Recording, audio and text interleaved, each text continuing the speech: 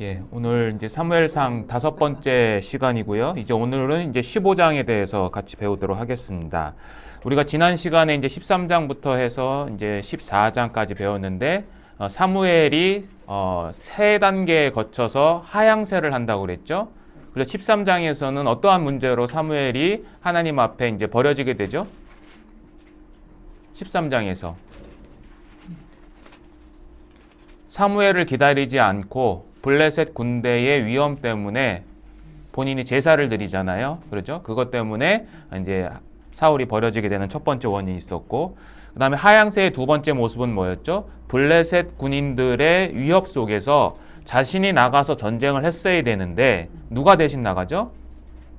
예, 요나단이 나가죠. 그래서 요나단이 나간다는 것 자체가 사울이 왕으로서의 올바른 지금 행실을 하지 않고 있다라는 거죠. 그래서 오늘 배우시는 이제 15장이 결정적으로 사무엘이 하나님으로부터 버려지게 되는 이제 원인이 되는 거죠. 사무엘상 15장 다 성경을 펴시고요. 제가 오늘부터는 성경을 다 찾으면서 천천히 하겠습니다. 예. 자, 우선 사무엘서 15장에 보면 1절부터 3절까지는 사무엘에게 이제 하나님께서 두 가지 명령을 내리십니다.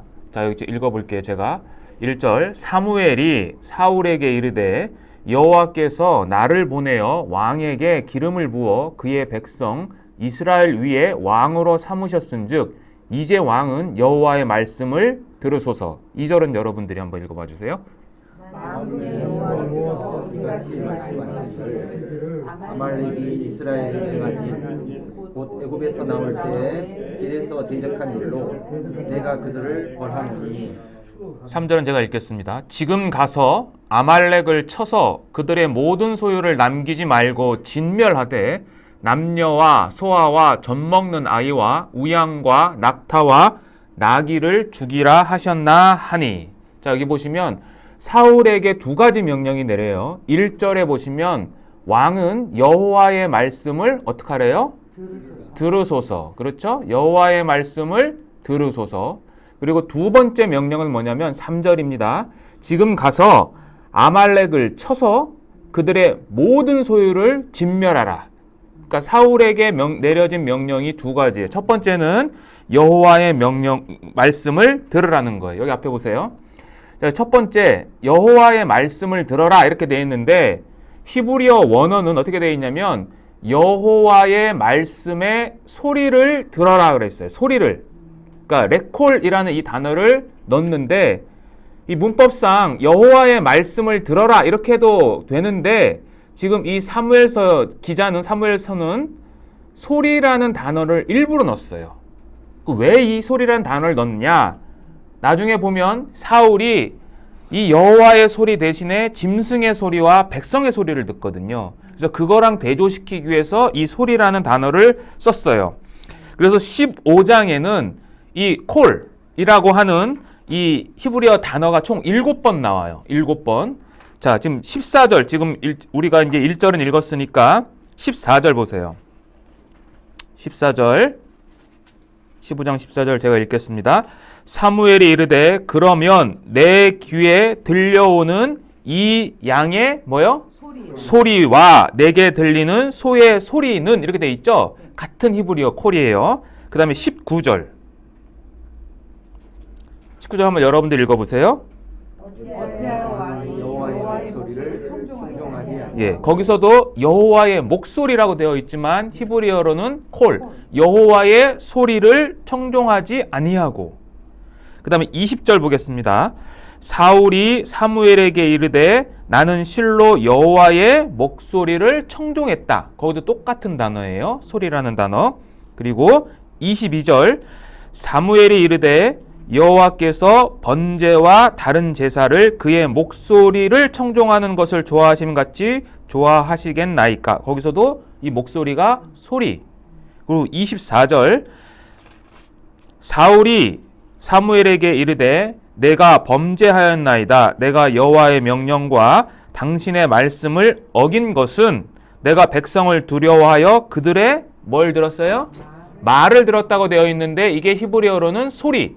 그러니까 그들의 소리를 청종했다라고 해서 이 소리라는 단어, 그러니까 1절에 나와 있는 여호와의 소리와 그 다음에 짐승의 소리와 백성의 소리를 지금 대조해서 이야기를 하고 있는 거예요. 그래서 첫째 명령, 여호와의 말씀을 들어라 라고 했어요. 참고로 이 15장은 13장, 그러니까 사울이 첫 번째 벌여지는 사건 이후로부터 약 몇 년 정도 지나면 레온 우드라는 학자는 약 25년 뒤에 있었던 사건이라고 그렇게 이야기를 합니다. 어쨌든 자, 두 번째 명령을 보실게요. 자, 두 번째 명령은 아말렉을 진멸하라는 거예요. 이 진멸하라라는 이 단어는 헤렘이라는 단어거든요. 그래서 제가 신명기서 공부할 때 이 헤렘에 대해서 자세히 말씀을 드렸을 거예요. 이 헤렘은 여기 3절에 보시면 남녀와 소아와 젖먹는 아이까지 다 죽이라고 하신 거거든요. 그러니까 이것은 하나님께서 잔인함을 나타내는 것이 아니라 이 헤렘이라는 것은 구약 성경에 약 80번 정도 언급이 되는데 이것은 하나님께서 죄에 대해서 전쟁이라는 방법을 통해서 심판하시는 거예요. 그러니까 헤렘, 진멸하라는 것은 다시 한번 말씀드리면 죄에 대한 하나님의 심판의 방법이다 라고 우리는 이해하면 됩니다. 그래서 이 헤렘에 대한 이야기는 신명기서에 기록이 되어 있는데 특별히 한 군데만 찾아보겠습니다. 신명기 7장 16절. 구약성경 신명기 7장 16절입니다. 신명기 7장 16절 다 찾으셨으면 읽어보겠습니다. 내 하나님 여호와께서 내게 넘겨주신 모든 민족을 내 눈이 긍휼히 여기지 말고 진멸하며 그들을 신을 섬기지 말라. 그것이 내게 올무가 되리라. 자, 신명기 7장에 보면은 진멸하라. 이게 헤렘이란 단어예요. 그래서 이 신명기서 7장 1절과 2절에도 있고 20장 16절과 17절에도 있어요. 이 헤렘에 대한. 그러니까 하나님께서 이 헤렘은 원래 누구를 상대로 해서 할 때 하는 거냐면 가나안 족속들. 그러니까 이 가나안 족속들이 하나님이 보시기에 굉장한 악을, 죄를 지었기 때문에 그 가나안 족속을 멸절하지 말라고 그래요. 그러면 지금 사울에게 명하신 이 아말렉은 가나안 족속이냐라는 의문이 생기죠. 여러분들 아말렉은 가나안 족속인가요? 가나안 족속이 아닌가요? 아닌 걸로. 예, 왜요? 가나안 7쪽이야. 예, 가나안 7족 명단에 나오지 않지만 아말렉이 최초로 성경에 등장하는 때가 언젠지 혹시 여러분들 아십니까? 성경에서 이 아말렉 족속에 대해서 최초로 언급한 곳. 예, 창세기에는 이제 아말렉의 시조에 대해서 나와요. 그러니까 창세기 36장에 보면 에서의 아들 그 엘리바스가 첩 딥나를 통해서 아말렉의 시조를 낳게 되거든요. 그건 이제 탄생에 대한 부분이고 이스라엘 백성과의 직접적인 관계는 어디서 나오냐면 출애굽기에 나와요. 출애굽기 17장 8절에서 16절에 보시면 찾지는 마세요. 출애굽기 17장에 보시면 이게 르비딤 전투라고 하는 이 전투인데 이스라엘 백성들이 애굽에서 나와서 홍해를 건너서 이제 가나안에 들어가기 전에 광야에 있었잖아요. 그 광야에 있을 때 뒤처진 자들을 이 아말렉 족속이 이제 죽이는 그러한 사건들이 있었거든요. 그때 이 아말렉이 첫 번째로 등장을 합니다. 그래서 그때 하나님께서 모세에게 이 아말렉 족속을 진멸하라 라고 명령을 하세요. 그래서 이 아말렉은 그때 나오는데 그래서 아말렉 족속은 가나안 원주민이 아니에요. 이 당시에 그 가나안 지역에 살고는 있었지만 반유목민 상태예요. 그러니까 유목민은 돌아다니면서 이렇게 활동을 하는데 이들은 정착을 했다가 또 옮겼다가 이제 그런 역할을 하는데 이 아말렉 족속이 사사시대에도 아말렉 족속이 등장을 합니다. 사사시대까지. 사사기 한번 볼게요. 사사기 3장. 사사기 3장 13절. 누가 한번 읽어봐 주세요. 에글론이 암몬과 아말렉 자손들을 모아가지고 와서 이스라엘을 쳐서 종려나무 성읍을 점령한지라. 예, 거기 아말렉 나오죠. 그러니까 사사시대에도 6장에도 나오고 7장에도 나와요. 그러니까 이 아말렉 족속이 지금 계속해서 이스라엘 백성을 괴롭히는 자로 등장을 하는 거죠. 그리고 이 아말렉은 언제까지 이어지냐면 나중에 이 에스더라는 이제 왕비가 나오는데 그때 이스라엘 백성을 이렇게 멸절시키려고 계획을 했던 하만이라는 사람이 등장을 하는데 그 하만도 아각의 후손이다 이렇게 되어 있어요. 그러니까 이 아말렉 족속은 계속해서 이제 끊임없이 등장을 하는데 이 헤렘을 하라고 하는 이 하나님의 명령은 실제적으로 왜 이루어졌느냐? 자, 아말렉이 보세요. 아말렉이 첫 번째 이스라엘을 괴롭혔던 장면이 광야에서 괴롭혔죠. 그죠? 그럼 이스라엘 백성들이 지금 광야에서 어디로 가야 돼요? 가나안 족속, 가나안 땅으로 들어가야 되는 거죠. 이것은 이미 하나님께서 몇백 년 전에 하나님께서 그들을 통해서 언약하신 거죠. 그렇죠? 그러면 만약에 이 아말렉 족속을 통해서 이스라엘 백성들이 광야에서 다 죽게 되면 어떻게 되는 거예요? 하나님의 계획이 무산되는 거죠. 물론 그런 일은 없지만, 그러니까 이 아말렉 족속이 가나안에 들어가기 전에 이스라엘 백성들의 뒤에서 공격을 했다라는 것은 결국 하나님의 관점에서 볼 때는 어떤 거냐? 하나님의 계획을 지금 방해하는 자인 거예요. 그러니까 이 아말렉을 멸절하라. 모세 당시에도 그랬고 지금 사울에게도 다시 한번 이 아말렉을 진멸하라라는 명령을 했어요. 그런데 이 사울이 불행하게도 이 두 가지의 명령을 다 어기게 됩니다. 15장에서. 자, 사울의 죄입니다. 7절에서 9절 앞에 성경을 보세요. 사울이 하윌라에서부터 애굽 앞 술에 이르기까지 아말렉 사람을 치고 아말렉 사람의 왕 아각을 사로잡고 칼날로 그의 모든 백성을 진멸하였으되 사울과 백성이 아각과 그의 양과 소의 가장 좋은 것 또는 기름진 것과 어린 양과 모든 좋은 것을 남기고 진멸하기를 즐겨 아니하고 가치 없고 하찮은 것만 진멸하니라. 다 진멸하라고 그랬는데 사울이 아각 왕을 사로잡았어요. 그리고 짐승 중에서도 가장 좋은 것을 남기고 가치 없는 것만 진멸했다라고 되어 있어요. 그래서 사울의 첫 번째 죄가 뭐냐? 첫 번째 죄는 여기 나와 있는 것처럼 불순종이에요. 불순종. 그 불순종은 두 가지로 나눠지죠. 첫 번째는 아말렉 왕 아각을 죽이지 않은 것, 그리고 짐승들 중에서 좋은 것들을 남겨놓은 거죠. 즉 헤렘에 대한 불순종이죠. 남녀와 젖먹는 아이까지 모든 짐승까지 포함해서 다 진멸하라고 그랬는데 그 하나님의 말씀을 헤렘에 대한 불순종을 한 거예요. 그러면 사울이 왜 아각 왕을 살려뒀겠냐는 거예요.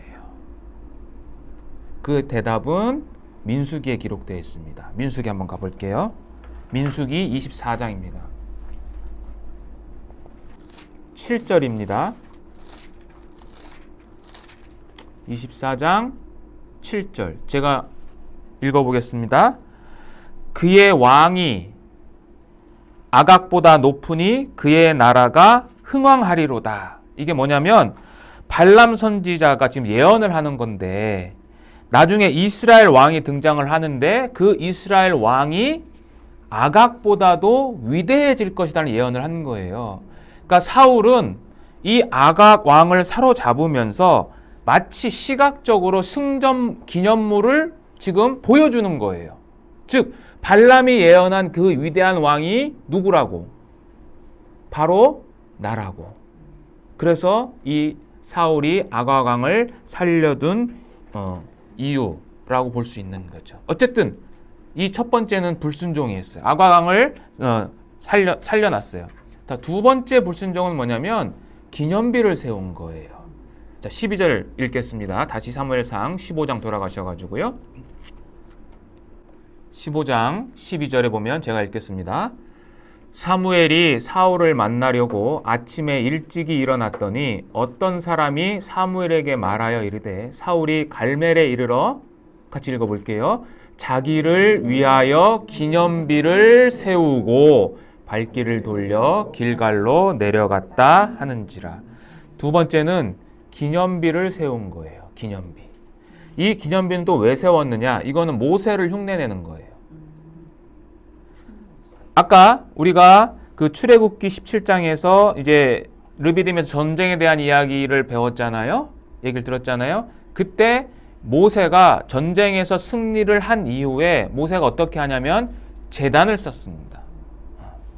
그러니까 제단을 쌓아서 거기서 여호와 니시 많이 들어보셨죠? 여호와 니시라고 이루고 여호와께서 맹세하기를 여호와가 아말렉과 더불어 대대로 싸우리라 이렇게 표현을 하거든요. 그러니까 마치 모세는 기념비는 아니었어요. 모세는 제단을 쌓은 것처럼 사울은 아말렉과의 전쟁에서 승리를 하고 그와 유사한 기념비를 세운 거예요. 그래서 이 두 가지의 불순종, 헤렘을 하지 않은 것 그리고 기념비를 세우는 것 때문에 하나님께서 어떠한 반응을 하시냐면 11절이에요. 사무엘상 15장 11절. 자, 같이 한번 읽어보겠습니다. 내가 사울을 왕으로 세운 것을 후회하노니 그가 돌이켜서 나를 따르지 아니하며 내 명령을 행하지 아니하였음이니라. 하나님 어떤 반응을 하셨어요? 후회하셨다. 하나님이 후회하셨다. 자, 그럼 여기서 하나님께서 후회하셨다라는 의미가 뭘까요? 자, 하나님은 하나님의 속성이 있어요. 하나님이 갖고 있는 속성은 크게 공유적 속성이 있고 비공유적 속성이 있는데 쉽게 얘기해서요. 인간과 공유할 수 있는 속성이 있고요. 인간하고는 전혀 다른 하나님만이 갖고 계신 비공유되는 속성이 있어요. 그 비공유되는 속성 중에는 뭐 편재하심, 모든 것을 아심, 불멸하심 등등이 있는데 그 중에 하나가 뭐냐면 불변하심이에요. 하나님은 변하지 않으세요. 그게 하나님의 속성이에요. 불변성.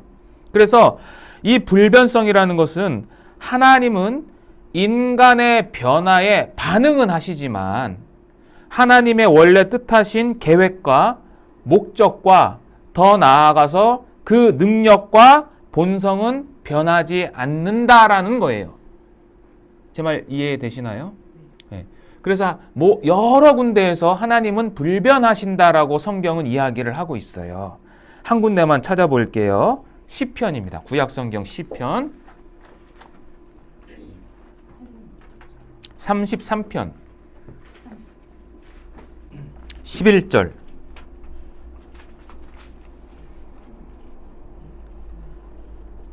자, 같이 한번 읽어보겠습니다. 여호와의 계획은 영원히 서고 그의 생각은 대대에 이르리로다. 여호와의 계획은 영원히 쓴다 그랬어요. 영원히. 이 외에도 시편 102편에도 이런 말씀이 있고요. 이사야서 46장에도 이런 말씀이 있어요. 내가 말하였은즉 반드시 이룰 것이다 라는 표현도 있고, 야고보서에도 보면은 그는 변함도 없으시고 회전하는 그림자도 없다 이렇게 되어 있어요. 그러니까 하나님은 불변하시는 거예요. 그런데 여기 마치 하나님께서 변하신 것처럼 이야기를 하잖아요. 그럼 이것은 뭐냐면 후회하시는 하나님이라는 것은 하나님께서 그러면 내가 사울 말고 다른 사람을 초대왕으로 세울 걸? 이런 의미가 아니라 사울이 지금 초대왕으로 들어섰지만 사울의 불순종으로 인해서 사울을 지금 심판해야 되잖아요. 그러죠? 그 심판에 대한 하나님의 안타까움을 표현하는 거예요. 제 말 이해되시나요?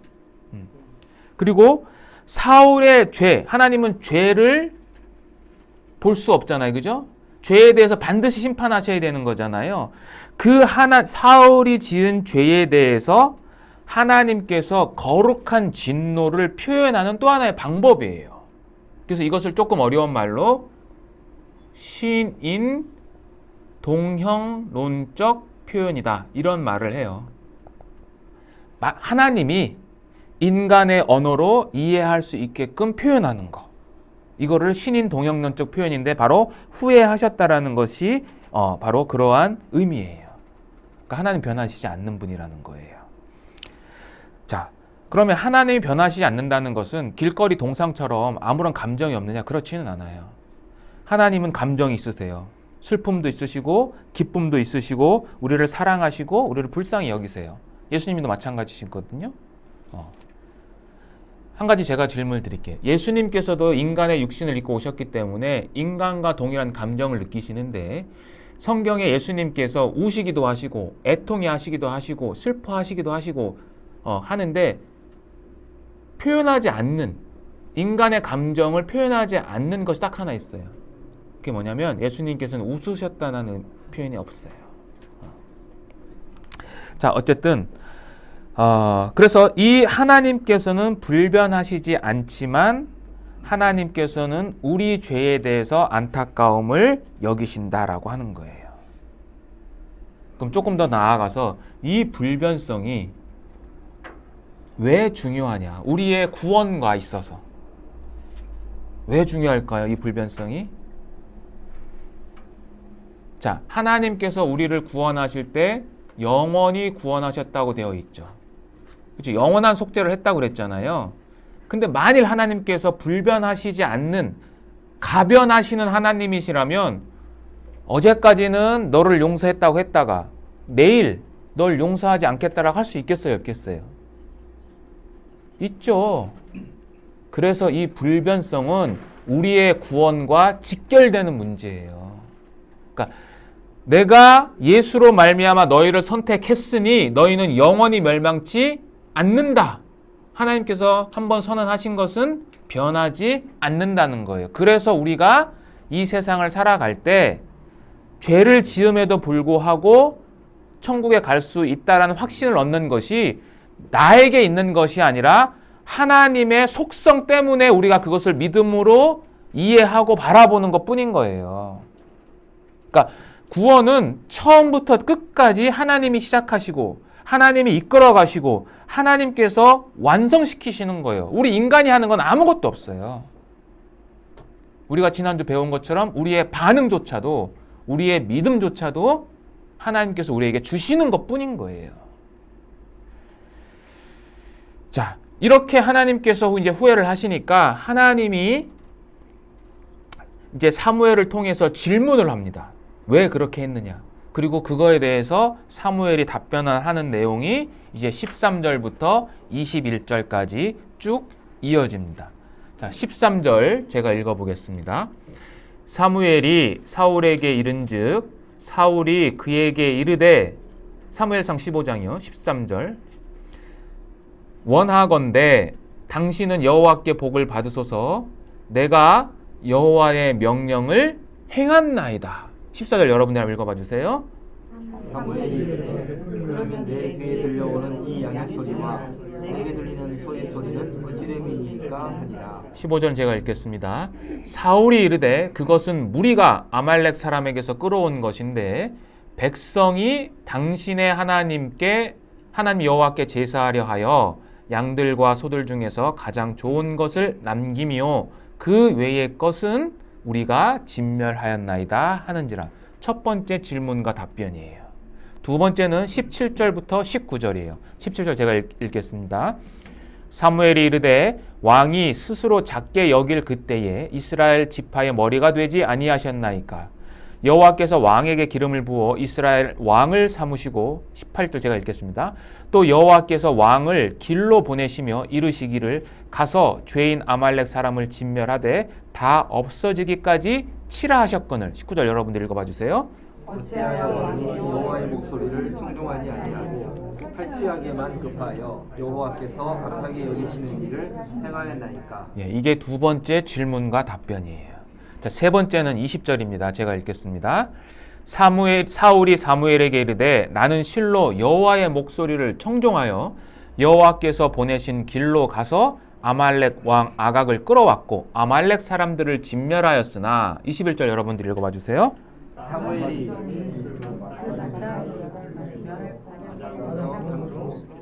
길갈에서 당신 하나님 여호와께 제사하려고 양과 소를 끌어왔나이다 하느니라. 이게 세 번째예요.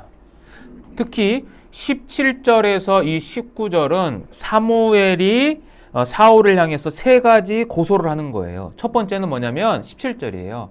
왕이 스스로 작게 여길 그때에 이스라엘 지파의 머리가 되지 아니하셨나이까 여호와께서 왕에게 기름을 부어 이스라엘 왕을 삼았다라고 하죠. 그러니까 사무엘의 첫 번째 이야기는 뭐냐면 당신의 왕위의 원천을 이야기하는 거예요.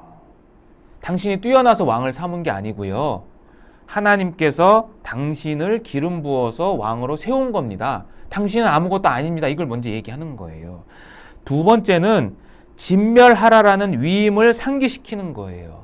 그래서 18절에 보면 18절 맨 끝절에는 다 없어지기까지 치라 하셨거든요. 요게 핵심이에요. 근데 요걸 안 했다는 거예요. 진멸하라, 해렘하라고 했는데 안 했다는 거예요. 그리고 세 번째 19절은 그래서 당신은 직무유기를 했다라는 거예요. 그걸 상기시켜 주는 거예요.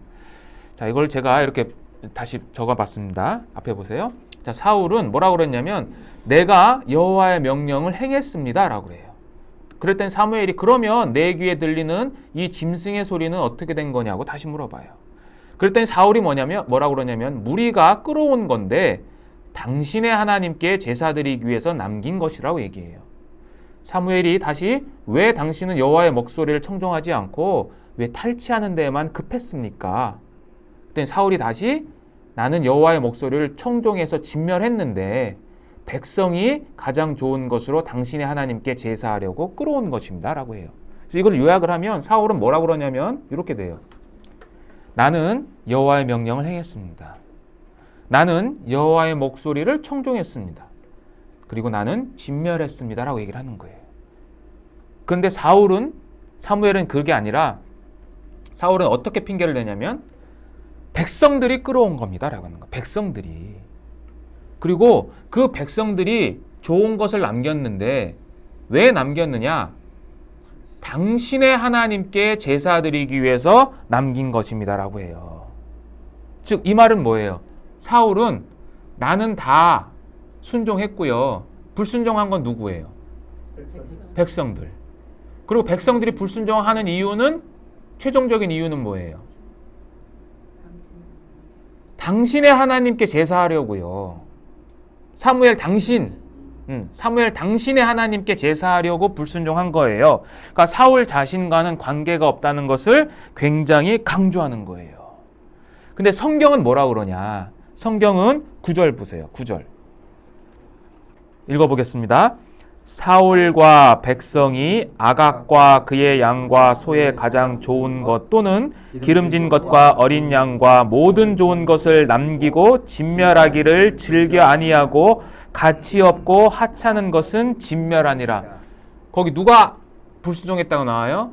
사울과 백성이. 그러니까 성경은 하나님은 사울과 백성이 불순종했다. 사울은 아니요, 백성이 불순종했습니다라고 핑계대는 거죠. 그래서 결국 어떻게 되냐면 사울이 버려지게 됩니다.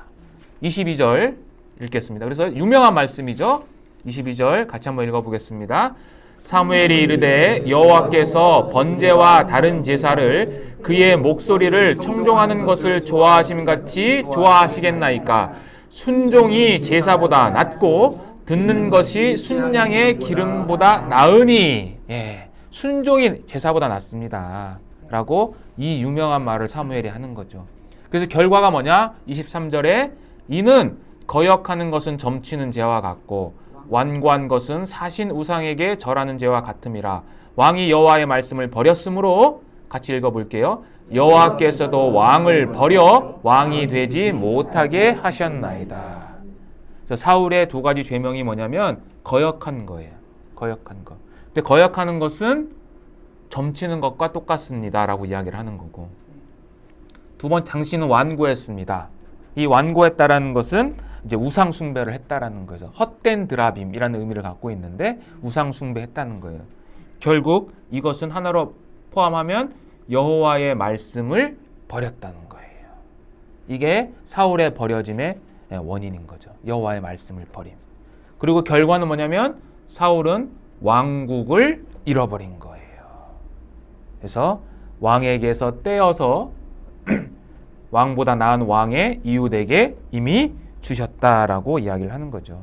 그러니까 사울이 버려진 이유는 정치적인 이유가 아니라 무슨 이유 때문인 거예요? 종교적인 이유인 거죠. 신학적인 이유인 거죠. 하나님의 말씀을 불순종한 결과. 그래서 그는 왕위도 잊어버렸고 자신을 통해서 이어지는 왕조도 잊어버리는 거죠. 그래서 사울을 대신해서 누가 등장하는 거예요? 다윗이 등장하는 거죠. 다윗이.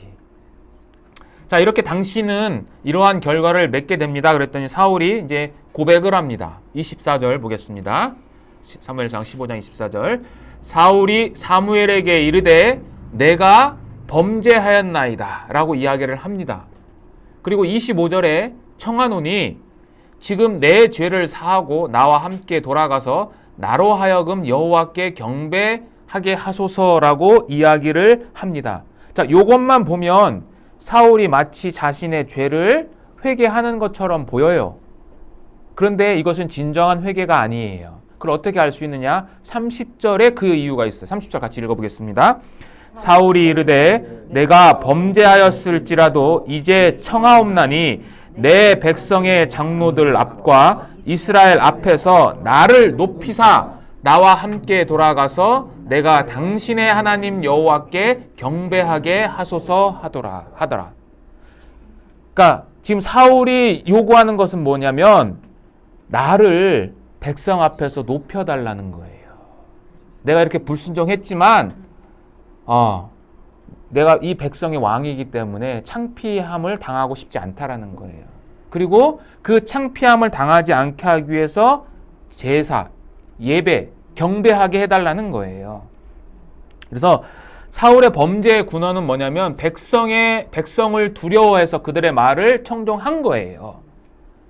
이게 바로 아까 말씀드렸던 소리라는 단어죠. 그들의 소리를 들은 거예요. 그러니까 정치가는, 왕은 정치가잖아요. 그죠? 정치가는 누구의 소리를 가장 잘 들어야 됩니까? 백성의 소리를 잘 들어야죠. 그러죠? 그런데 이 시대의 사울은 어떤 정치죠? 신정 정치라고 제가 말씀을 드렸죠. 그죠? 사무엘서 할 때. 그러니까 하나님께서 다스리는 정치이기 때문에 백성의 소리도 중요하지만 더 중요한 건 누구의 소리를 들어야 되는 거예요. 하나님의 소리를 들어야 되는 거죠. 하나님의 소리를. 그런데 백성의 소리를 들은 거죠. 그리고 여전히 백성으로부터 지금 경배받기를 원하는 거예요.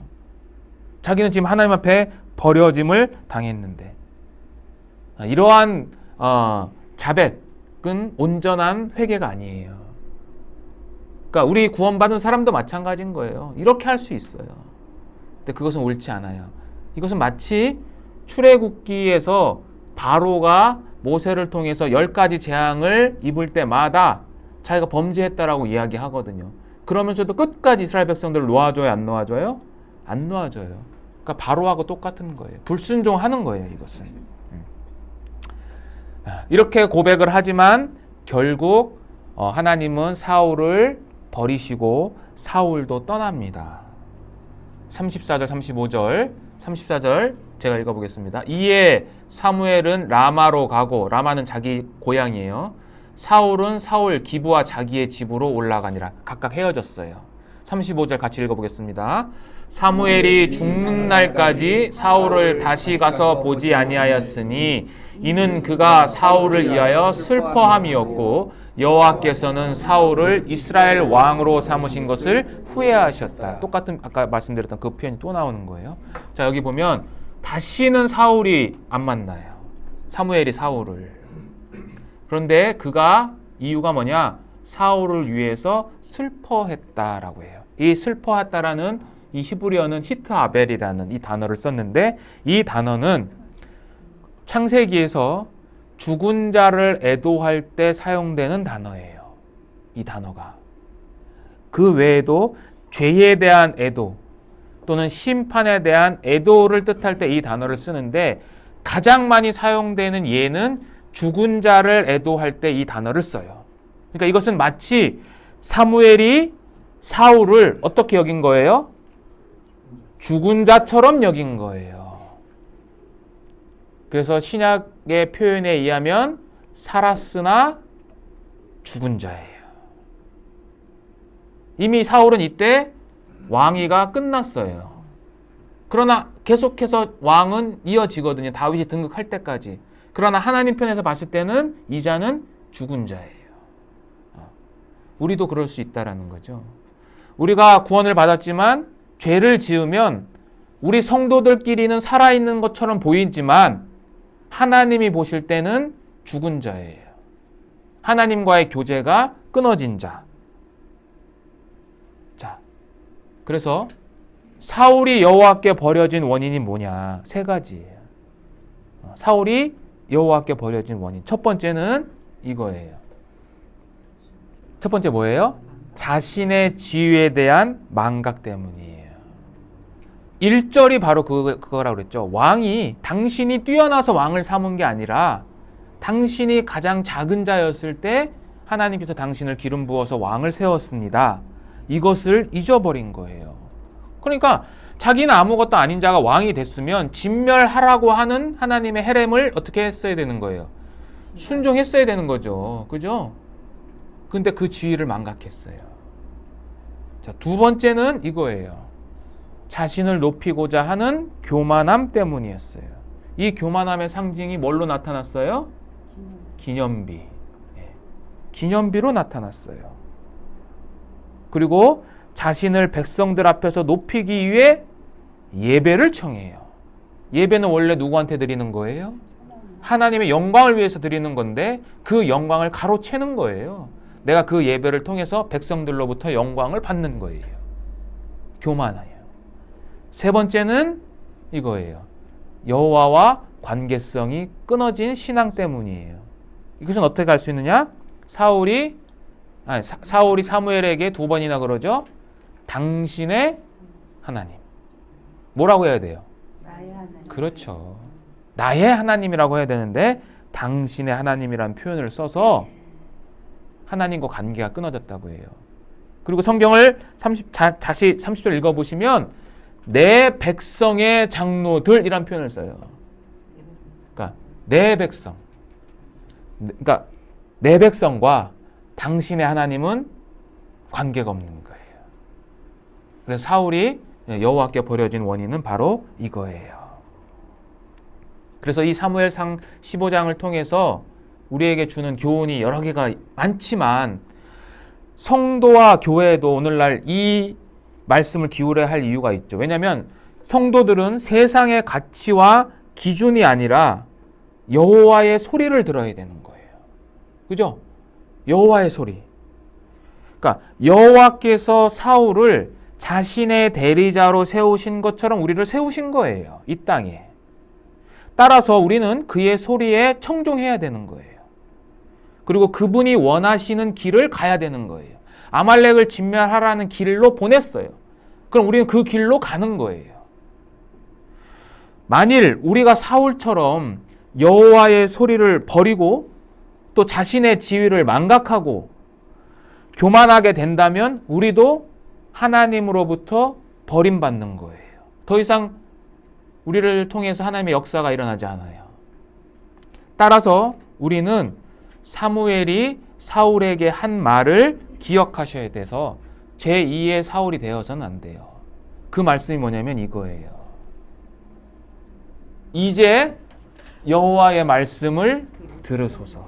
예, 이게 좀 빨간색 안 보이시는데 여호와의 말씀을 들으셔야 되는 거예요. 그래서 이 여호와의 소리를 듣기 위해서는 그래서 우리가 성경을 배우는 거예요. 예. 우리가 올바른 길을 가기 위해서. 자, 이렇게 해서 15장이 이제 마무리가 됐고요. 이제는 16장으로 넘어가도록 하겠습니다. 자, 16장은 이제 다윗이 등장을 합니다. 다윗이 등장을 해요. 그래서 여기 앞에 보시면 사울과 다윗이 유사하게 등장을 해요. 자, 사울도 하나님이 선택을 하셨고요. 그리고 기름 부음을 받습니다. 사무엘에 의해서. 그리고 나서 여호와의 영이 임하고 암몬과의 전쟁에 나가서 승리를 통해서 공식적으로 왕으로 인정을 받습니다. 이게 사울이 왕으로 등극되는 과정이었어요. 다윗도 동일합니다. 다윗도 하나님에 의해서 선택을 받습니다. 이제 16장 배우실 거예요. 그리고 사무엘에 의해서 기름 부음을 받습니다. 그리고 여호와의 영이 임합니다. 그리고 전쟁, 블레셋, 특히 골리앗과의 전쟁에서 승리해서 공식적으로 이제 왕으로서 등극합니다. 그래서 이 사무엘상 이제 16장부터 시작을 해가지고요. 사무엘하 5장까지는 다윗의 등극의 역사예요. 그러니까 다윗이 어떻게 왕위를 획득하느냐에 대한 역사를 쭉 기록해요. 그러니까 16장부터는 다윗은 상승기고요. 사울은 하락기예요. 그것을 계속해서 성경은 이야기를 하고 있습니다. 그래서 이 두 왕은 선택, 기름 부음, 하나님의 영이 임하심, 그리고 전쟁에서의 승리, 이 과정이에요. 근데 이 등극 과정은요, 구약 성경에서는 오직 사울과 다윗에게서만 나타나는 특징이에요. 다른 왕들은 이런 게 없어요. 그리고 이 동일한 과정을 언제 다시 나타나게 되냐면 예수님에 의해서 다시 나타나요. 이 네 가지의 단계가. 그리고 이 예수님에 의해서 구원받은 백성들도 이 단계를 통해서 나타나는 거예요. 그래서 사도행전 1장 8절에 보면 성령이 임하시면 너희가 권능을 받고 예루살렘과 유대와 사마리아 땅끝까지 가서 내 복음을 전한다 그러죠. 복음을 전하는 것 자체가 사단과의 전쟁이잖아요. 그러니까 선택을 받고, 우리가 선택받고 성령이 우리 안에 인치시고, 그리고 그 성령이 능력적으로 역사하시면 우리가 나가서 사단과의 전쟁에서 승리하는 과정. 그래서 우리는 베드로 사도의 표현에 의하면 왕 같은 뭐예요? 제사장인 거예요. 그러니까 이러한 선택 과정은 굉장히 특별한 거예요. 그게 우리에게 있다라는 거예요. 여러분 자부심을 가지셔야 되는 거예요.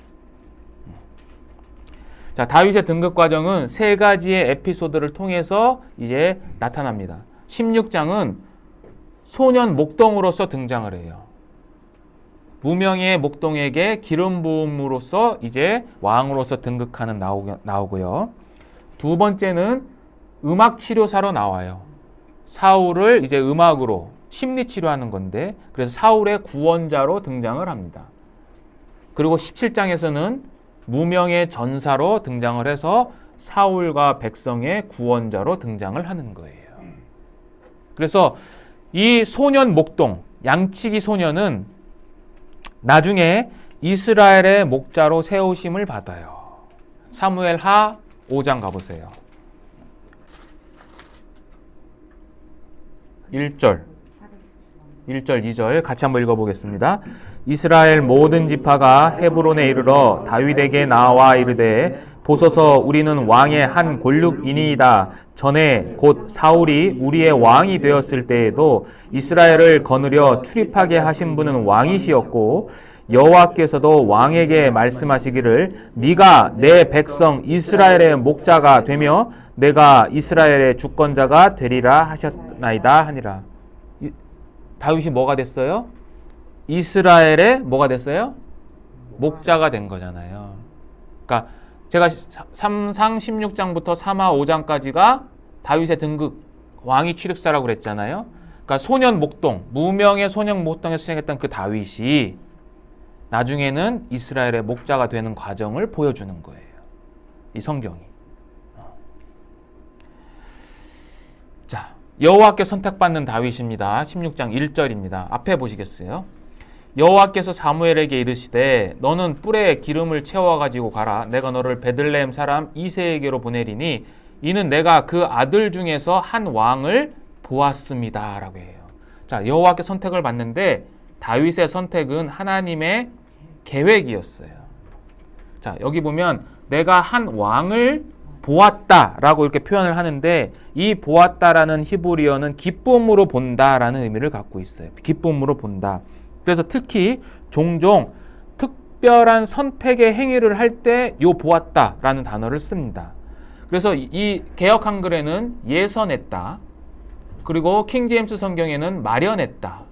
NIV는 선택했다. NASB에는 뽑았다. 이렇게 번역을 했는데 이것은 그냥 하나님께서 즉흥적으로 했다는 것이 아니라 기쁨으로 미리 선별해서 그를 선택해 놨다라는 것을 이야기하고 있는 거예요. 그리고 두 번째 다윗의 선택의 특징은 뭐냐면 하나님을 위한 것이에요. 하나님을. 여기 보면 내가 그 아들 중에서 한 왕을 보았다라 이렇게 성경에 되어 있는데 원래 히브리어는 이렇게 되어 있어요. 내가 한 왕을 요 단어가 빠져 있어요. 개역 성경에는. 나를 위해. 리라는 이 단어가 빠져 있어요. 그러니까 하나님은 다윗을 왜 선택했느냐? 이스라엘 백성들을 위해서 한 것은 두 번째고요. 첫 번째는 누구 때문에? 자신의 영광. 하나님 자신을 위해서 선택을 하셨다라고 이야기를 하는 거예요. 자, 보세요. 사울과 비교해 볼게요. 사울은 백성들이 사무엘에게 청해가지고 하나님이 사울의 왕을 삼으라고 하셨죠. 그죠? 백성들이 왜 사울을 왕으로 세워달라고 그랬죠? 우리 예? 다른 전쟁 때문에. 그렇죠. 열방처럼 다른 나라처럼 우리도 왕이 있어야 되겠습니까? 라고 해서 세운 거예요. 그래서 하나님이 뭐라고 그러냐면 사무엘에게 그들의 말을 들어서 왕을 세워라 이렇게 얘기를 하거든요. 근데 다윗은 그들의 말이 아니라 하나님 자신을 위해서 선택하셨다라는 거. 이게 차이가 있는 거죠. 자, 그래서 이제 사무엘이 하나님의 말씀을 듣고 이제 기름을 부으러 이제 베들레헴으로 가야 됩니다. 근데 갈 때 두려워해요. 2절에 보겠습니다. 사무엘이 이르되 내가 어찌 갈 수 있으리이까? 사울이 들으면 나를 죽이리이다. 이렇게 얘기를 합니다. 자, 사무엘이 두려워해요. 그럼 사무엘이 왜 두려워했을까? 기름 부으러 가는데 첫 번째는 반역죄로 몰릴까 봐 그러는 거예요. 아직까지는 사울이 왕이잖아요. 그죠? 근데 왕이 있는데 다른 왕을 세우러 지금 가는 것을 사울이 알게 되면 자기를 죽일 거 아니에요. 더군다나 그 경로가 여기 지도 보시면 사무엘이 살고 있는 이 라마에서 이 베들레헴까지 가기 위해서는 기브아를 반드시 거쳐야 돼요. 이 기브아가 누가 있는 곳이에요? 예, 사울의 수도가 있는, 사울이 여기에 있는 거예요. 그러니까 여길 지나쳐 가야 되는 거예요. 그래서 사무엘이 두려움을 느꼈던 거예요. 그리고 사무엘만 두려움을 느꼈던 것이 아니라 막상 베들레헴에 도착했을 때 그 백성의 장로들도 두려워했어요. 왜냐하면 사울은 사실은 심판의 캐릭터거든요. 하나님의 말씀을 대언하는. 그러니까 혹시 자기들이 무슨 죄를 지어서 지금 심판하러 오는 것일까라고 이해를 한 거예요. 더군다나 이 사무엘이 갈 때 이 암송아지를 끌고 가거든요. 송아지를 끌고 간다는 것은 속죄제든 번제든 제사를 드리러 간다는 의미이기 때문에 그래서 더욱더 이 백성들이 장로들이 두려움을 한 겁니다. 자, 어쨌든 이렇게 베들레헴에 도착을 해서 이 사무엘은 하나님의 말씀대로 다윗에게 기름을 붓습니다. 자, 그래서 6절부터 13절까지가 기름을 붓는 내용인데요. 제가 6절 읽어보겠습니다. 그들이 오매 사무엘이 엘리압을 보고, 여기 그들이라는 것은 이제 그 이새의 아들들입니다. 그 아들들이 왔는데 첫 번째가 왔을 때 엘리압을 보고 마음에 이르기를 여호와의 기름 부으실 자가 과연 주님 앞에 있도다 하였더니 7절은 같이 읽겠습니다. 여호와께서 사무엘에게 이르시되 그의 용모와 키를 보지 말라. 내가 이미 그를 버렸노라. 내가 보는 것은 사람과 같지 아니하니 사람은 외모를 보거니와 나 여호와는 중심을 보느니라. 이것도 굉장히 유명한 구약 성경의 말씀이죠. 여호와는 중심을 보신다. 자, 엘리압을 봤을 때 용모와 키를 본 거죠. 마치 사무엘이 그 전에 사울을 세웠을 때 사울의 키가 어땠어요? 훨씬 더 컸죠. 그러니까 사울과 같은 왕을 생각했는데 하나님은 아니다. 내가 그를 버렸다. 엘리압을 버렸다라는 표현을 한 거예요, 여기서. 그러니까 여기서 엘리압을 버렸다라는 이 히브리어 단어는 사울을 버렸다라고 했을 때 똑같은 단어예요. 그러니까 엘리압은 어떤 면에서 보면 제2의 사울이었는데 이 엘리압은 아니라는 거예요. 그래서 그 다음이 이제 둘째 아비나답, 셋째 삼마도 오지만 이도 여호와께서 선택한 자가 아니라고 해요. 그래서 그 이세가 10절에 의하면 그 아들 7을 다 사무엘에게 지나가게 했는데 하나님께서 선택하지 않아요. 그래서 사무엘이 물어봅니다. 이세에게. 여기에 있는 7명의 아들이 전부냐? 그랬더니 그 이세가 아직 막내가 있는데 그가 양을 지키고 있습니다. 라고 했더니 사무엘이 그럼 그가 올 때까지 우리가 식사하지 않겠다라고 이야기를 해요. 그러니까 식사하지 않겠다라는 것은 주인공이 누구라는 거예요.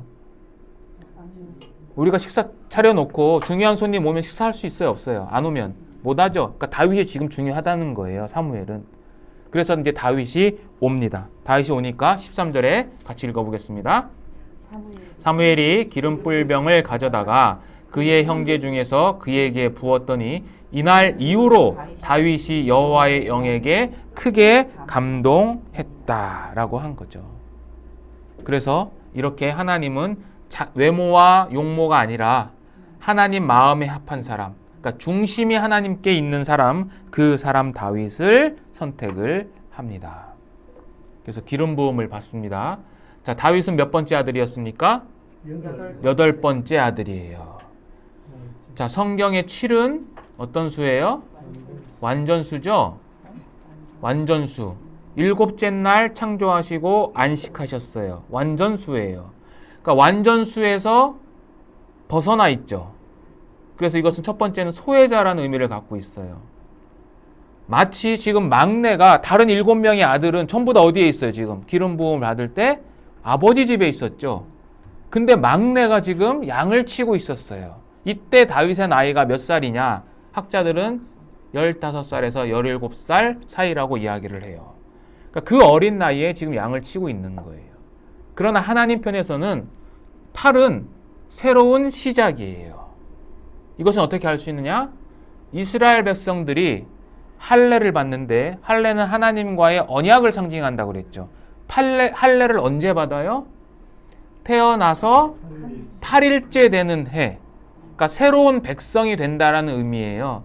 그러니까 다윗은 사람들로부터는 소외되어 있지만 하나님에 의해서는 새로운 시작을 알리는 인물이라는 거예요. 이 다윗의 기름 부음이. 그리고 이것은 사적이고 은밀한 첫 번째 기름 부음이에요. 다윗은 총 3번의 기름 부음을 받습니다. 이것도 구약에서 독특한 거죠. 왕이 등극을 할 때 3번 기름 부음 받는 거는 다윗이 유일합니다. 그래서 지금 사적이고 은밀한 지금이 첫 번째. 두 번째는 헤브론에서 유다의 왕으로 등극할 때.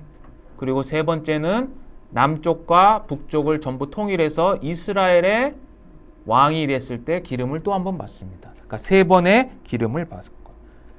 그리고 기름을 받자 여호와의 영이 감동을 받습니다. 이것은 14절과 대조해요. 14절 같이 읽어보겠습니다. 여호와의 영이 사울에게서 떠나고 여호와께서 부리시는 악령이 그를 번뇌하게 한지라.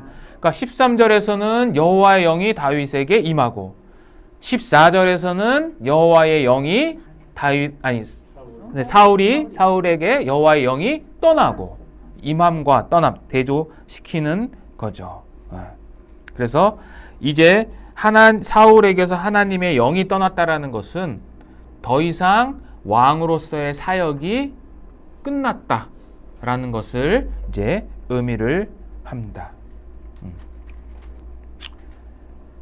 자, 이렇게 해서 이제 사울이 기름 부음을 이제 받고 이제 17장에서는 다윗이 이제 등극하는 내용이 등장을 합니다. 이제 사무엘상 17장인데요. 이제 다윗의 등장을 했고 이제 골리앗과의 전투에 대한 이야기를 하고 있습니다. 그래서 사무엘상 17장도 굉장히 유명한 성경이죠. 자, 골리앗이 등장을 하는데 골리앗을 표현을 할 때 어떻게 표현을 하냐면 4절 한번 보겠습니다. 17장 4절. 누가 한번 읽어봐 주시겠어요? 17장 4절. 블레셋 사람들의 진영에서 싸움을 도두는 자가 왔는데 그의 이름은 골리앗이요 가드 사람이라. 그의 키는 6규빗 한 뼘이요 머리에는 노투구를 썼고 몸에는 비늘 갑옷을 입었으니 그 갑옷의 무게가 놋 5,000세겔이며 그의 다리에는 놋 각반을 쳤고 어깨 사이에는 놋 단창을 메었으니 그 창자루는 배틀채 같고 창날은 철 600세겔이며 방패든 자가 앞서 행하더라. 예, 됐습니다. 자, 골리앗에 대한 이제 묘사가 먼저 나오는데 여기 보시면 4절에 보면 싸움을 도두는 자라는 표현을 하고 있어요. 이 싸움을 돋는다라는 표현은 직역을 하면 둘 사이에 서 있는 자라는 의미를 갖고 있어요. 그러니까 둘 사이에 서 있다는 것은 두 군대 사이에서 이제 대표로 나가서 싸움을 하는 거예요. 그래서 이러한 방식은 원래 이스라엘 방식이 아니에요. 아마 블레셋 민족의 방식이었던 것 같아요. 그래서 골리앗이 설명을 하는 거예요. 나오라고. 어쨌든 이렇게 싸움을 도두는 자로 묘사를 했는데 이 골리앗은 크게 세 가지로 묘사를 합니다. 첫 번째는 육체적인 조건을 먼저 이야기해요. 그러니까 그 키가 6규빗 한 뼘이라고 이야기를 하는데 지금으로 치면 약 290cm, 약 3m에 가까운 거인이었어요. 그리고 이 골리앗은 무기, 방어용 무기와 공격용 무기를 갖고 있었는데 방어용 무기는 첫 번째 노투구예요. 노은 청동이죠. 청동으로 만든 머리에 쓰는 투구예요. 머리. 그리고 노스로 만든 비늘 갑옷인데 이것은 무게가 56kg 정도 돼요. 그래서 이 비늘 갑옷은 어디를 보호하는 거냐면 이제 몸을 보호하는 거죠. 몸통, 그죠? 몸통. 그리고 노스로 된 각반을 찼어요. 노스로 된 각반은 무릎과 정강이를 보호하는 거예요. 그러니까 이것은 다리를 보호하는 거예요. 그리고 방패 든 자가 있어요. 이 당시에 아시리아 군대에 묘사된 걸 보면 방패 든 자는 2명이에요. 한 사람은 직각 방패를 들어서 직선으로 날아오는 화살을 막는 역할을 하고 다른 한 사람은 원으로 된 방패를 들고 있어서 위로부터 오는 화살을 막는 역할을 해요. 그 방패 든 자가 있는 거예요. 이렇게. 그러니까 이 골리앗은 머리부터 사실은 발끝까지 다 방어할 수 있는 체계를 갖고 있었어요. 더군다나 공격용 무기가 있는데 노스로 된 단창이 있었고 또 철로 만든 큰 창이 있었는데 이게 6.8kg 정도 되어 있었다라고 이야기를 해요. 그러니까 보세요. 키도 3m야. 그리고 완벽하게 자신의 몸을 가리고 있고 무기도 철로 된 무기, 최신식 무기를 갖고 있는 이 골리앗이 등장을 했다는 거죠. 근데 구약에서요. 이 군인들에 대한 묘사, 이 군인에 대한 묘사잖아요. 이 군인들의 묘사 중에서 골리앗에 대한 묘사가 가장 길어요. 그리고 이 묘사는 에베소서 신약성경 에베소서 6장에 가면 우리 성도들이 갖추어야 할 하나님의 전신갑주에 대해서 나오는데 그 전신갑주보다도 사실은 더 훌륭한, 더 나은 무장을 하고 있어요. 그런데 이 전신갑주는 우리 성도편에서 볼 때는 하나님의 전신갑주는 아니라는 거예요. 거기서 우리는 위로를 얻을 수 있는 거죠. 그러니까 세상이 어떠한 모든 방어 체계를 갖고 있다고 하더라도 그것이 완벽하지는 않다라는 거예요. 그러니까 골리앗은 육체적인 조건도 좋아요. 그 다음에 방어용 무기, 그리고 방패 든 자도 있어요. 그를 천하무적으로 만든 거예요. 근데 하나님은 다윗을 세울 때 어떠한 표현을 했죠?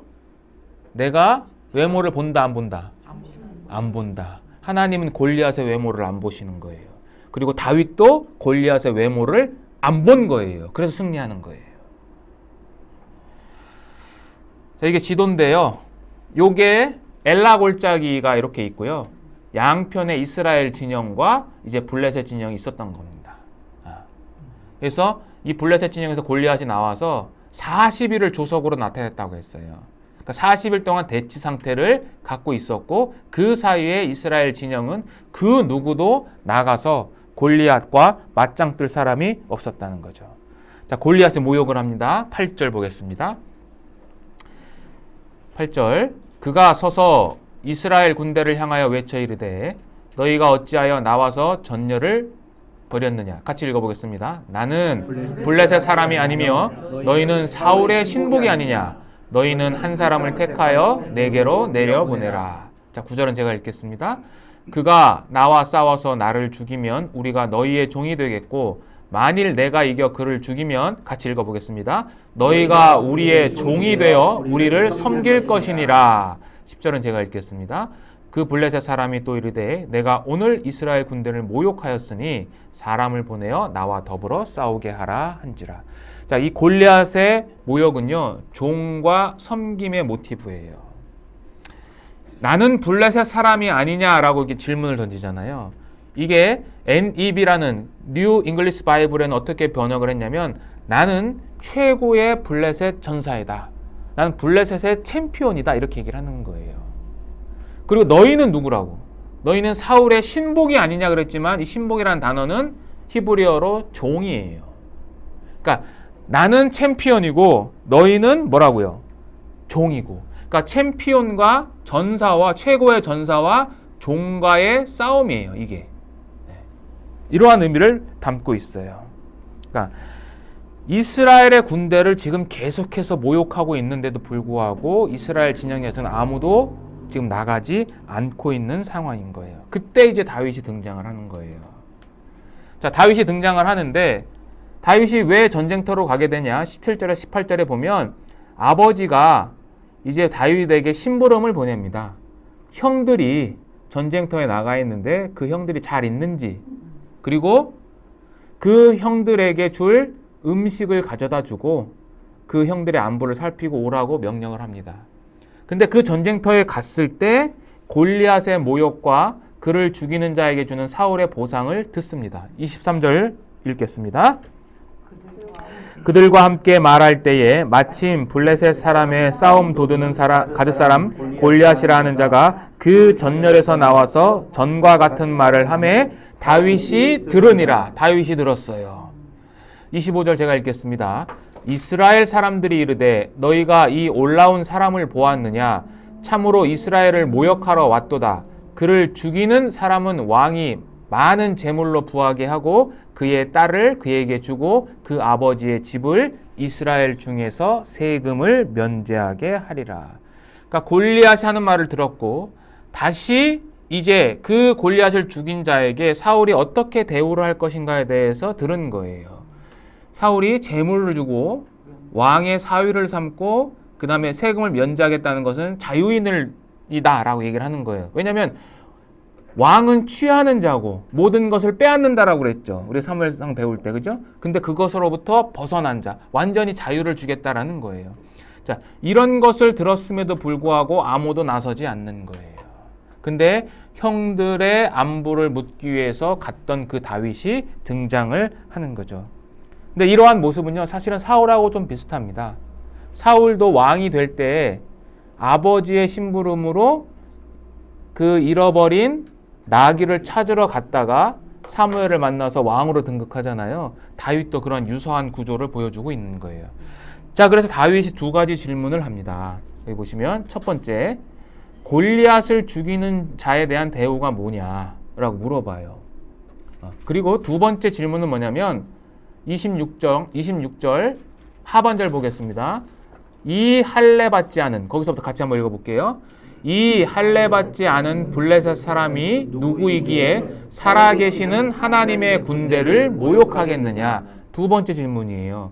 할례 없는 블레셋인이 누군데 살아계시는 하나님의 군대를 모욕할 수 있느냐라고 질문을 하는 거예요. 그래서 다윗의 이 질문의 결론은 뭐냐면 이거예요. 이거죠. 이스라엘에 대한 모욕은 뭐라고요? 살아계신 하나님에 대한 모욕이다라는 거예요. 잘 안 보이시는데 다음에 흰색으로 하겠습니다. 살아계신 하나님에 대한 모욕이다라는 거예요. 이 골리앗의 모욕은 이스라엘에 살아계신 하나님의 모욕. 즉, 이 골리앗의 문제는 군사적인 문제가 아니라 신학적인 문제라는 거예요. 하나님에 대한 모욕이에요. 그리고 이 두 번째 질문은 이 할례 없는 블레셋인이 누구인데 하나님을 모욕하느냐라는 이 질문은 사실은 지금 이 골리앗의 모욕 가운데서 아무도 나가지 않잖아요. 자기 형들도 안 나가죠. 그 다음에 사울도 안 나가죠. 백성들도 안 나가잖아요. 그러니까 그들을 향한 질책도 들어있어요.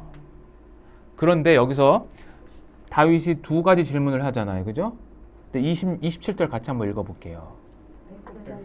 전과 같이 말하여 이르되 그를 죽이는 사람에게는 이러이러하게 하시리라 하니라. 다윗은 두 가지 질문을 던졌어요. 어떤 대우를 할 것이냐, 그리고 이 블레셋인이 누군데 하나님의 군대를 모욕할 수 있겠느냐. 두 가지 질문을 던지면 답을 몇 개 해야 돼요? 두 개를 해야죠. 근데 백성들은 대답을 하나만 하죠. 어떠한 대답을 합니까? 첫 번째 질문에 대한 대답을 합니까? 두 번째에 대한 질문에 대한 대답을 합니까? 첫 번째만 하는 거예요. 첫 번째만. 그러니까 이 이스라엘 백성들이 지금 영적으로 타락해 있다는 것을 보여주는 거예요.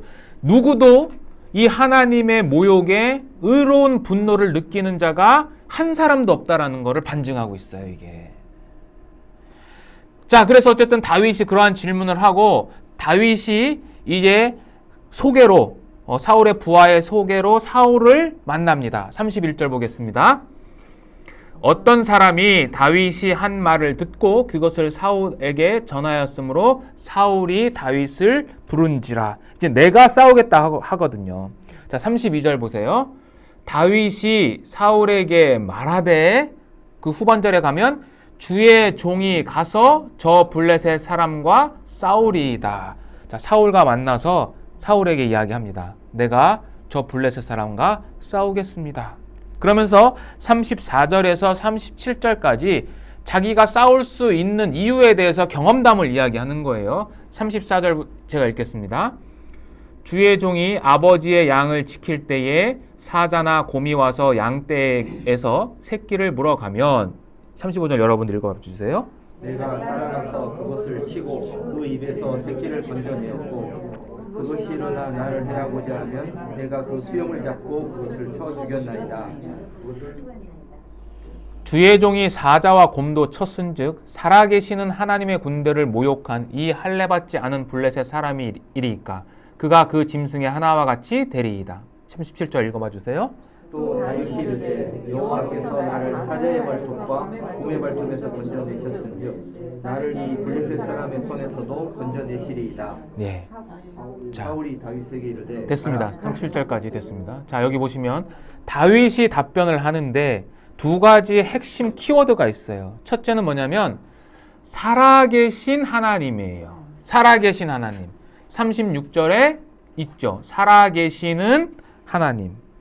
다윗은 이 사무엘상 17장에서 살아계시는 하나님이라는 것을 두 번을 언급합니다. 이 36절에서 언급을 하고요. 26절에서도 살아계시는 하나님을 이야기해요. 살아계시는 하나님을 모욕하겠느냐, 이 두 번을 언급해요. 그리고 여호와, 37절에 여호와께서라는 표현을 하죠. 그죠? 여호와. 이 여호와라는 이 단어는 37절까지 한 번도 등장하지 않는 단어예요. 그러니까 이 여호와라는 이 단어를 누가 처음으로 언급한 거냐? 바로 이 다윗이 언급한 거예요. 그리고 이 경험담의 핵심이 뭐냐면 여기 앞에 보시면 건져내었고, 자, 내가 그 입에서 사자나 곰의 입에서 양의 새끼를 건져내었고 여호와께서 나를 건져내셨은즉 블레셋 사람의 손에서도 건져내겠다. 이거 즉 뭐냐면 다윗은 양의 새끼를 건져냈어요. 구원했다라는 의미의 같은 히브리어예요. 구출했어요. 그리고 그 구출한 것은 내가 뛰어나서가 아니라 하나님께서 사자의 발톱과 곰의 발톱에서 구원하셨기 때문에 그런 거예요. 그러니까 블레셋 사람의 손에서도 건져내겠다라는 거예요. 이게 다윗의 고백이에요. 그리고 이 다윗의 고백은 다윗은 블레셋 골리앗을 뭘로 보는 거예요? 용맹한 전사로 보는 거예요? 사람으로 보는 거예요? 짐승으로 보는 거예요? 짐승처럼 보이는 거예요, 이게. 네. 자, 그런데 사울의 무능함이에요. 첫 번째 무능함은 뭐냐면 사울과 다윗이 처음으로 지금 대면을 했잖아요, 전장터에서. 그러면 사실은 누가 먼저 질문을 해야 됩니까?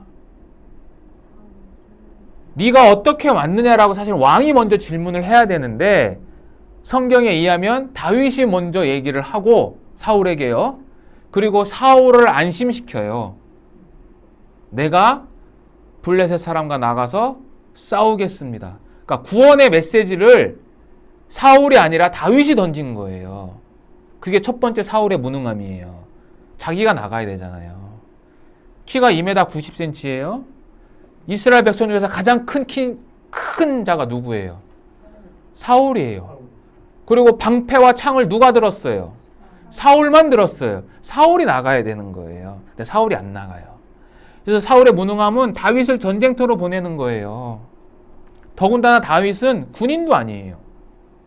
전쟁 경험도 없어요. 그리고 나이도 어려요. 근데 그 소년을 보내는 거예요. 누구한테? 모든 백성이 나서지 못하는 골리앗에게, 40일 동안 나서지 못했던 그 두려움에 떠는 골리앗에게 전쟁터로 보내는데, 세 번째 무능함은 뭐냐면 자신의 투구와 갑옷과 무기를 제공한다는 거예요. 39절, 38절 읽어보겠습니다. 이에 사울이 자기 군복을 다윗에게 입히고 노투구를 그의 머리에 씌우고 또 그에게 갑옷을 입히며 자기 군복을 주는 거예요. 얼마나 무능해요? 키도 큰데 그 소년에게 자기의 무기와 입지도 못하는데, 그래서 다윗이 그것을 익숙하지 못함으로 벗고 자기의 무기를 가지고 가는 거죠. 왜 사울이 자기의 갑옷을 입혔을까? 여러 가지 생각이 들 수 있겠죠. 정말로 이 다윗을 보호하기 위해서 안타까운 마음에 할 수도 있었겠죠. 승리함에 예. 자기가 있다고. 그렇죠.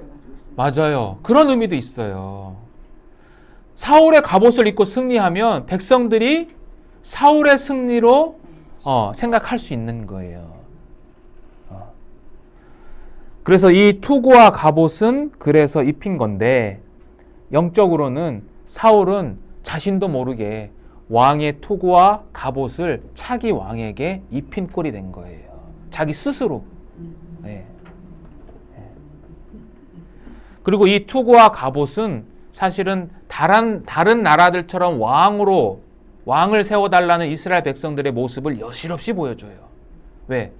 골리앗이 이 모습으로 등장했잖아요. 그러니까 이 사울의 모습은 다른 나라들처럼 왕이 된 모습을 또 보여주는 거예요. 그러니까 여러 가지 영적인 의미를 담고 있는 거죠. 어쨌든 이렇게 나가는 거죠. 근데 다윗은 무기를 40절 읽어보겠습니다.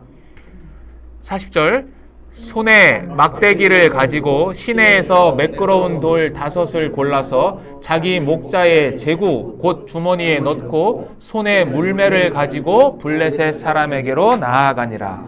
자, 다윗의 무기와 복장이 뭐냐? 첫 번째는 그냥 자기가 입던 양치기 복장을 입고 나가요. 갑옷을 벗었으니까. 두 번째는 막대기는 양을 칠 때 쓰는 지팡이예요. 양을 이렇게 꺼낼 때, 웅덩이에 빠졌을 때 꺼내는 역할을 하고 길을 인도하는 역할을 하는 거예요. 그리고 세 번째는 팔매질을 할 돌 5개를 가지고 이제 가는 거예요. 그래서 여기 사진에 보면 이 당시에 이 돌팔매질에 사용됐던 돌이 발굴이 됐어요. 그래서 테니스 공만 하다고 합니다. 그리고 이것은 그 당시 공격용 무기예요. 공격용 무기. 그래서 사사기에도 베냐민 지파 왼손잡이 700명이 이 돌팔매질을 한다. 그래서 홀이라도 빗김이 없다. 그러니까 머리카락 하나라도 관역을 벗어나지 않는다. 그런 의미를 담고 있는 거예요. 그러니까 공격용 무기를 가지고 갔는데, 이 돌 5개라는 것에는 영적으로는 여호와의 마음에 맞는 사람이라는 의미를 담고 있어요. 이게 왜 그러냐면요, 돌의 신학적인 의미인 거예요, 이게. 자, 골리앗은 자기 신들의 이름으로 다윗을 저주해요. 다윗을 저주하거든요. 성경 읽어보시면. 근데 다윗은 그것을 어떻게 받아들이냐면 하나님을 모욕했냐라고 물어보잖아요. 그러니까 다윗은 자신에 대한 모욕은 곧 누구를 향한 모욕이다? 하나님에 대한 모욕으로 받아들이는 거예요. 그러면 신성 모독이잖아요. 그죠? 하나님에 대한 신성 모독. 근데 구약 성경에 의하면 신성 모독한 죄는 어떻게 처벌을 하냐? 레위기서 한번 보세요.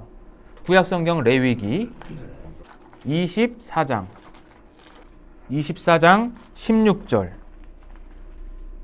같이 한번 읽어보겠습니다. 레위기서 24장 148페이지 구약성경 24장 16절 읽겠습니다. 여호와의 이름을 모독하면 그를 반드시 죽일지니 온 회중이 돌로 그를 칠 것이니라. 거류민이든지 본토인이든지 여호와의 이름을 모독하면 그를 죽일지니라. 그러니까 여호와의 이름을 모독하는 자는 돌로 쳐서 죽여야 돼요. 근데 그게 이스라엘 백성이라 할지라도 돌로 쳐서 죽이라는 거예요. 그래서 이 다윗은 돌 5개를 집었다라는 것은 그 의미를 담고 있는 거예요. 신성 모독을 한 그 골리앗에게 레위기 율법, 토라의 율법을 근거로 해서 돌로 쳐 죽이는 역할을 다윗이 하는 거예요. 그래서 다윗은 여호와의 마음에 합한 사람, 맞는 사람이에요. 그리고 다윗의 모습은, 지금 이런 다윗의 모습은 군인 입장에서 볼 때 또는 사울의 입장에서 볼 때는 전혀 무장하지 않은 거예요. 그죠? 무장하지 않은 것으로 보였겠지만 진정한 다윗의 무기는 뭐예요? 그렇죠. 하나님인데 어떤 하나님? 죽은 하나님, 살아계신 하나님. 살아계신. 이 블레셋 사람이 누구인데 살아계시는 하나님을 모독하겠느냐? 예, 그 살아계신 하나님이 다윗의 무기였던 거죠. 그래서 이제 나가서 전쟁을 합니다. 다윗과 골리앗이. 다윗이 먼저 선언을 해요. 45절 보겠습니다. 45절.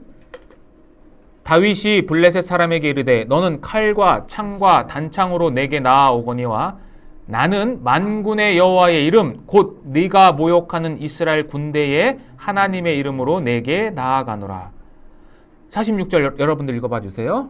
오늘 여호와께서 너를 내 손에 넘기시리니 내가 너를 쳐서 네 목을 베고 블레셋 군대의 시체를 오늘 공중의 새와 땅의 들짐승에게 주어 온 땅으로 이스라엘에 하나님이 계신 줄 알게 하겠고. 예, 이게 목적이죠. 47절은 제가 읽겠습니다. 같이 읽어볼게요. 47절. 또 여호와의 구원하심이 칼과 창에 있지 아니함을 이 무리에게 알게 하리라. 전쟁은 여호와께 속한 것인즉 그가 너희를 우리 손에 넘기시리라. 그러니까 나는 하나님의 이름으로 나아가겠다는 거예요. 자, 46절에는 여기 보시면 우리 성경엔 잘 안 나오지만 여기 보시면 내가 너를 쳐서라고 되어 있잖아요. 1인칭이 우리 성경엔 한 번 나와요. 그런데 히브리어 성경에는 3번 나와요. 내가 너를 칠 것이다. 내가 네 목을 칠 것이다. 내가 너의 시체를 들짐승에게 줄 것이다. 3번 반복해요. 3은 삼위일체 하나님의 숫자예요. 그런데 골리앗이 다윗을 저주할 때, 이스라엘 백성들을 저주할 때는요, 1인칭을 딱 한 번 사용해요. 44절 보세요. 44절. 한번 읽어보겠습니다. 44절. 그 블레셋 사람이 또 다윗에게 이르되 내게로 오라. 내가 네 살을 공중의 새들과 들짐승들에게 주리라. 예, 됐습니다. 예.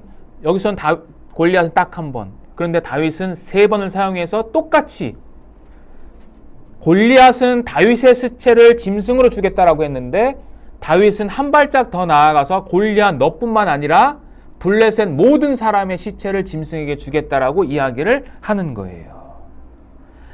그리고 만군의 이름으로 내게 나아가겠다. 그래서 제가 빨간색으로 해놨죠. 만군의 여호와의 이름으로 나는 나아간다. 이게 성전의 원리예요.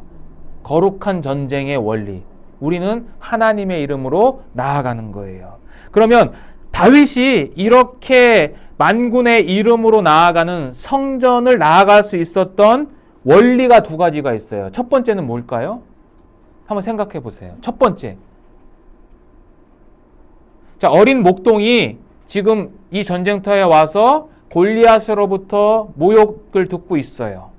그리고 그 모욕은 누구를 향한 모욕이에요?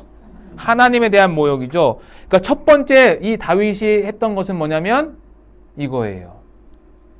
뭐라고요? 하나님의 명예에 대한 열정인 거예요. 하나님의 이름이 욕을 얻어먹고 있잖아요.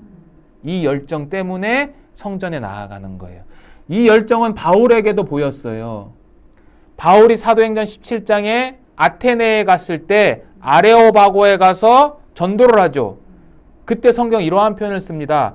이 아덴에 우상이 가득한 것을 보고 나아가서 이야기를 해요. 격분했다는 표현을 쓰거든요. 그게 의로운 분노예요. 즉 하나님에 대한 열정으로 우리는 거룩한 전쟁, 구원의 전쟁을 하는 거예요. 이게 1번이에요. 교회 사람 모이게 하는 게 목적이 아니고 하나님의 이름을 영광을 드높이는 거. 이게 구원의 목적 1번. 자, 두 번째 원리는 뭐냐? 그렇게 나아갈 수 있는 두 번째 원리는 강한 골리앗을 하나님께서 그로부터 자신을 보호하시겠다라는 믿음. 그러죠? 사자와 곰의 발톱에서 구원하셨은즉 이 골리앗의 손에서도 구원하시겠다. 그 믿음인 거죠. 그 믿음. 우리의 믿음도 여기에 포함되어야 되는 거예요. 그러니까 우리가 구원을 한다. 우리가 십자가 사경을 했잖아요. 전도라는 것은 이 두 가지가 있어야 되는 거예요. 하나님에 대한 열정과 하나님께서 우리를 통해서 승리케 하신다라는 믿음. 그것이 있어야 되는 거예요. 바울도 똑같이 이야기했어요. 디모데후서 한번 가보세요. 신약 성경인데요. 디모데후서 1장 11절 343페이지 신약 성경 343페이지입니다. 신약 성경 뒤쪽으로 쭉 넘어가시면 같이 한번 읽어보겠습니다. 내가 이 복음을 위하여 선포자와 사도와 교사로 세우심을 입었노라. 이로 말미암아 내가 또 이 고난을 받되 부끄러워하지 아니함은 내가 믿는 자를 내가 알고 또한 내가 의탁한 것을 그날까지 그가 능히 지키실 줄을 확신함이라. 바울이 전도자와 사도로 부르심을 받았는데 바울은 뭘 믿었어요?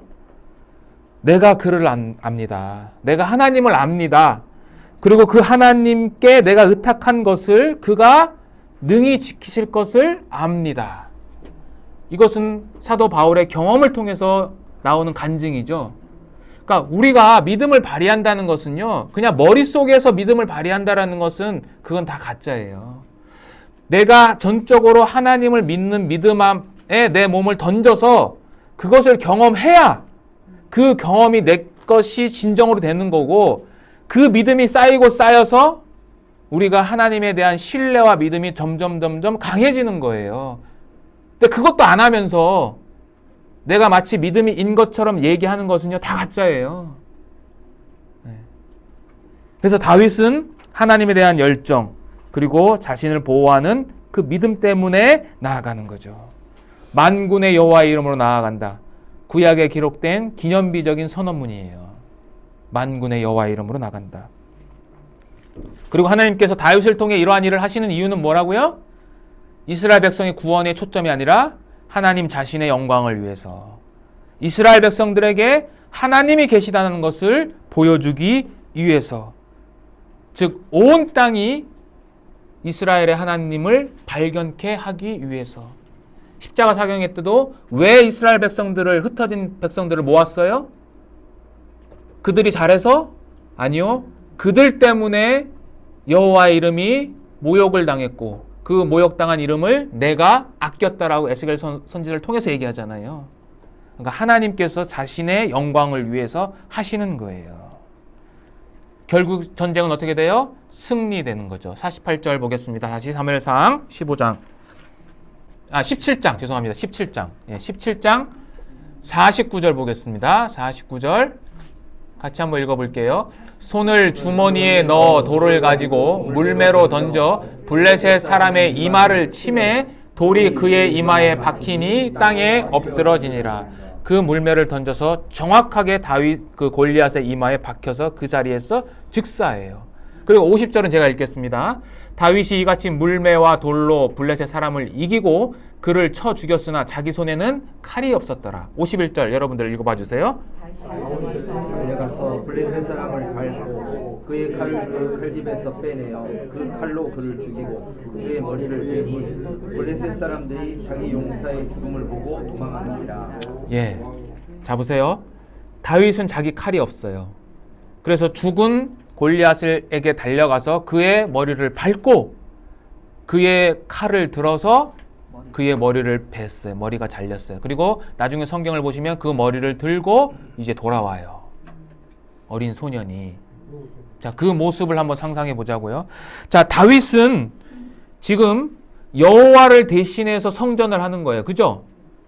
자, 골리앗은 블레셋 사람들이 믿었던 신이 누구예요? 다곤? 예, 다곤이에요. 그래서 사무엘상 5장에 법궤가 블레셋 진영에 갔을 때 다곤 신전의 문지방에서 그 다곤의 신상이 어떻게 됐어요? 머리 잘리고 팔, 다리 다 잘려서 몸통만 남아서 쓰러져 있었잖아요. 그죠? 자, 보세요. 다윗은 여호와의 이름으로 갔어요. 골리앗은 다곤의 이름으로 간 거예요. 다곤이 법궤 때문에, 하나님의 법궤 때문에 자신의 신전 안에서 목이 부러졌어요. 마찬가지로 골리앗은 누구 칼로? 자기 칼로 하나님을 대신한 다윗에 의해서 목이 잘렸어요. 둘 다. 즉 이것은 다곤 신에 대한 여호와의 심판이에요. 이것이요. 그래서 이 목이 잘렸다라는 것은 그런 의미를 담고 있어요. 그런데 사울이 나중에 목이 잘립니다. 한번 볼까요? 사무엘 역대상 10장 가보세요. 사무엘도 목이 잘려서 죽어요. 구약성경 역대상입니다. 역대상 10장 10절 같이 한번 읽어보겠습니다. 역대상 10장 10절 시작. 사울의 갑옷을 그들의 신전에 두고 그의 머리를 다곤의 신전에 단지라. 보세요. 사울은 목이 잘렸고요. 그 잘려진 목이 어디에 달렸어요? 다곤 신전에 달렸어요. 다윗하고는 정반대죠. 그죠? 다윗은 다곤의 신의 머리를 자른 거예요. 골리앗의 머리를 잘랐다는 것은. 근데 불순종한 사울은 불행하게도 그의 목이 이방 신전에 걸려 있어요. 한때는 하나님의 백성, 하나님이 세우신 초대 왕이라고 불렸던 그가 두 번의 불순종으로 말미암아 비참한 최후를 맞는 거예요. 대신 다윗은 이제는 이 사건으로 말미암아 무명의 양치는 소년에서 이스라엘의 뭘로 등극해요? 왕으로 등극하는 거예요. 그리고 그 이후부터는 이제 왕으로 완전히 등극할 때까지 그러한 고난과 역경에 대한 이야기를 기록하고 있습니다. 그래서 오늘은 여기까지 하시고 다음 시간에 또 계속해서 사무엘상을 배우도록 하겠습니다. 예, 기도하고 마치겠습니다. 하나님 아버지 감사합니다. 오늘 사무엘상 15장에서부터 17장까지 우리가 함께 상고해 보았습니다. 사울은 이스라엘의 초대 왕이었지만 두 번의 불순종으로 그는 하나님 앞에 버려짐을 당했습니다. 그러나 다윗은 하나님 마음에 합한 사람이었고 그 말씀에 순종하여 하나님의 이름으로 골리앗을 상대로 승리하는 위대한 전쟁을 경험하였습니다. 여기 계신 모든 분들이 사울이 아니라 다윗처럼 하나님의 이름을 위해서, 하나님의 영광을 위해서 우리의 모든 삶을 살아갈 수 있도록 주님께서 능력과 또한 믿음 또한 허락하여 주시옵소서. 다음 시간까지 하나님께서 인도하심을 믿사오며 언제나 우리를 사랑하시는 예수님의 이름으로 기도드렸습니다. 아멘.